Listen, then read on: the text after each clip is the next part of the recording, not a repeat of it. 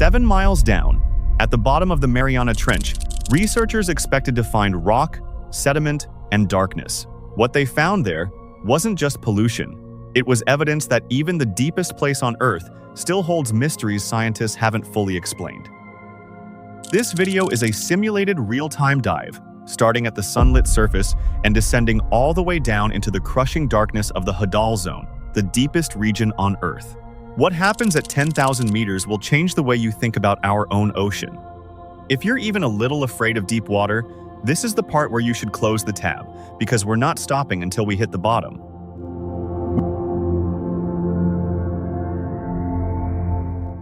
We begin at the surface, in what oceanographers call the sunlight zone, stretching from 0 to 200 meters down.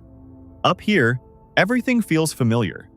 Warm water, visible light, fish moving in open, comfortable schools. But even in this zone, the change is already happening faster than most people realize. At just 10 meters, pressure has already doubled compared to the surface. At 50 meters, the reds and oranges of sunlight have been filtered out entirely, leaving everything tinted in blue. Then, a deeper, colder blue as you continue down. By 150 meters, visibility starts collapsing, and the open, friendly blue starts feeling less like water and more like a ceiling pressing down from above.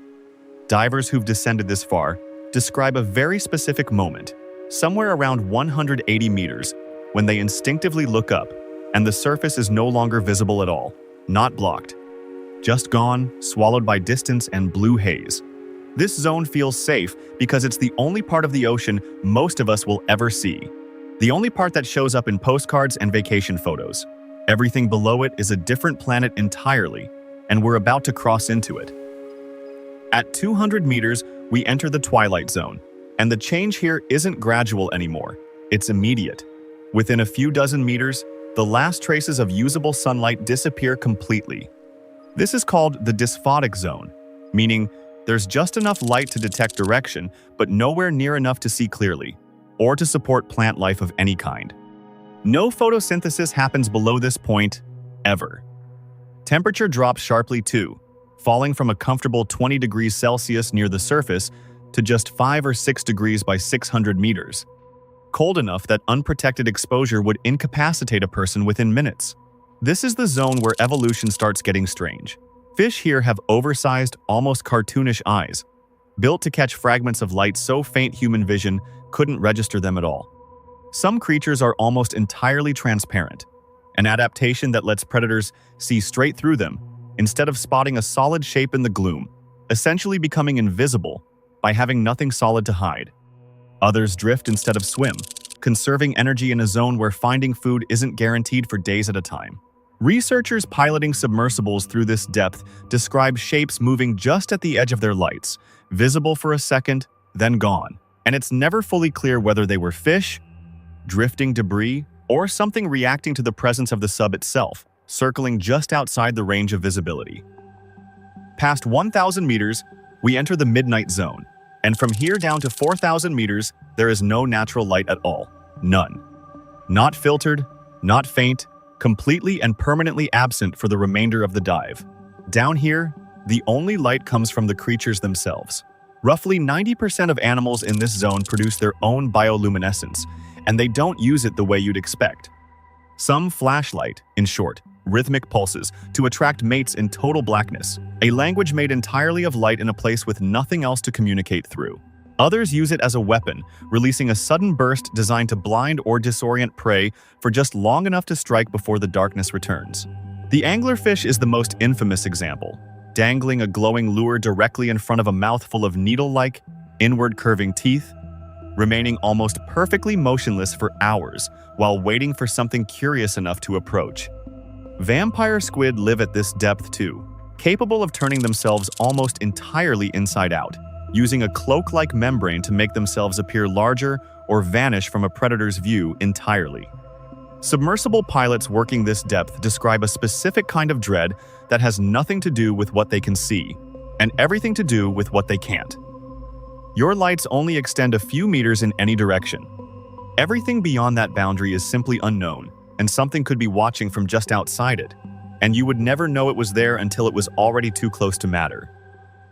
Beyond 4,000 meters, we reach the abyss, extending down to 6,000 meters, and the pressure here becomes almost impossible to comprehend.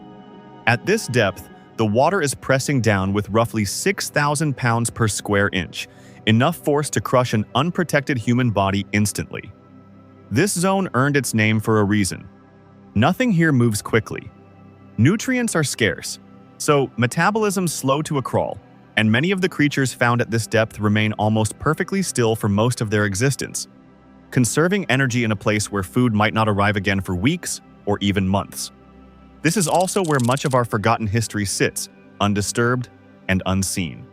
Shipwrecks at this depth are essentially frozen in time, protected from the currents, storms, and scavenging that destroy wrecks in shallower water, where pressure alone would crush most conventional submarines in seconds. The wreck of the Titanic rests here, roughly 3,800 meters down, and it will likely remain almost exactly as it is now for centuries, slowly being consumed by specialized rust-eating bacteria, but otherwise untouched by anything at the surface. Military wrecks from both world wars sit at similar depths across the globe, some with remains still sealed inside, guarded not by locks or security, but by pressure and darkness alone. Down here, human history and biological horror occupy the exact same space, silent, crushed, and almost entirely undocumented, waiting for a submersible that may never come. Past 6,000 meters, we enter the final stage, the Hadal Zone, named after Hades, and for the first time, we're descending into territory that only a very small number of people have ever reached. Far fewer people have visited this depth than have walked on the moon. This is the trench itself, and the pressure at these depths is almost impossible to describe in relatable terms. At full depth, in the Challenger Deep, the deepest known point on Earth, the pressure reaches over 16,000 pounds per square inch, more than 1,000 times the pressure at the surface. Submersibles built to reach this depth require hulls thick enough to withstand forces that would instantly implode almost anything else humans have built, engineered to resist a crush that would happen in less time than it takes to blink. And yet, even at these crushing depths, life still exists.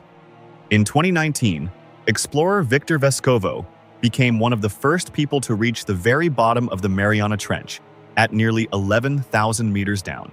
What he found waiting for him at the bottom wasn't just rock, and it wasn't just mud. It was a plastic bag, along with evidence of candy wrappers, resting undisturbed in the most remote, least visited environment on the entire planet. But that wasn't the only unexplained find at this depth.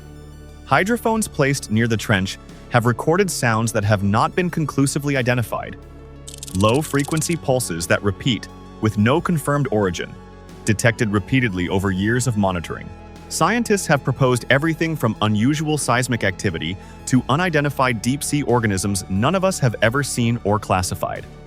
Nobody has been able to fully confirm which explanation is correct. At 10,000 meters down, in a place almost no living person has ever seen with their own eyes, there is still something down there that science cannot yet fully explain. And that's exactly where the signal cuts out. The feed never resumes. Just 11,000 meters of black water and whatever remained beyond the camera's reach. That silence is the most honest thing about the deep ocean. We've mapped more of the surface of Mars than we have of our own seafloor, which means the trench, the wrecks, the sounds we can't identify, all of it is still mostly unexplored, sitting in permanent darkness, whether we look at it or not. So tell us, what do you think caused those unexplained signals? Let us know in the comments. And if you're brave enough to keep exploring the unknown corners of our world with us, subscribe, because we're not done going deeper.